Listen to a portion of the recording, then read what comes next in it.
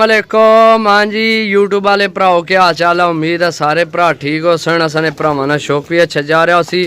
मैं गुलाम मुस्तफा, तुसी देखण लगे हो पहुंच पिजन चैनल। माशाल्लाह VIP माल लैके आए भरावां वास्ते। टोटल 10 पीस ते नंबरां वाले तुहानू राम स्कूल नाल कबूतर चेक कराने एक ही करके सही है। बाकी जनाब अगर शौक करना है तो कबूतर छोड़ने नहीं बिल्कुल ही जनाब। माशाल्लाह साफ सुथरे पीस ने, 10 पीस ने।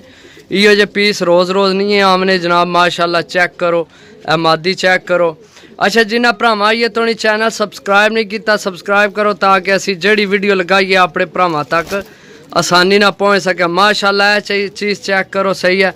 टोटल जनाब टैडी ते गोल्डन। माशाल्लाह टैडी पट्ठा चेक करो जनाब। ए मादी चेक करो माशाल्लाह जनाब। यानी नॉर्मल पीस कोई नहीं दोस्तों। माशाल्लाह ओ टैडी कबूतर मगर चेक करो सही है। ए ला ए कबूतर है कोने वाला चेक करो। ए मगर मादी चेक करो दोस्तों सही है। जिस भरा जनाब लैने होवन राबता नंबर है 0325 52 40 603।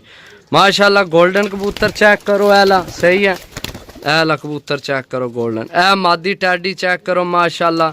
ए मादी चेक करो माशाल्लाह जनाब। ए गोल्डन कबूतर चेक करो, ये भी मादी है मेरा ख्याल है। टोटल नंबर वाले पीस आले जनाब ने टोटल यानी कि 10 ही पीस ने। साफ सुथरे पीस, नॉर्मल पीस कोई नहीं भाई जी सही है। टोटल साफ सुथरे ते अच्छे नंबर वाले सारे की नंबर पे ने। ए विच एक पैरा मोजे ए गोल्डन कबूतर सही है। इन्हें पैरों ते खंभ पर मैं तुहानू चेक कराना, चेक करो सही है। राम स्कूल ना चेक करो। बाकी जनाब जिस भरा लैने होवन राबता नंबर है 0325 52 40 603। कॉल व्हाट्सएप पे ही है, राबता करके जनाब लै सकते हो। माशाल्लाह चीज़ां चेक करो दोस्तों सही है। VIP माल है। कबूतर चेक करो, अगे मादी चेक करो सही है। टोटल 10 कबूतर नंबर वाले। जिस भरा लैना राबता कर सकते। लोकेशन ज़िला गुजरात, तहसील सराय आलमगीर, ग्रां पिंड साडा पुहांज कारगो। इंशाल्लाह अल्लाह ने हुक्म नाल आल पाकिस्तान। मिल सा अगली वीडियो, तब तक इजाज़त दो। अल्लाह सोने ने वाला है। अल्लाह हाफिज़।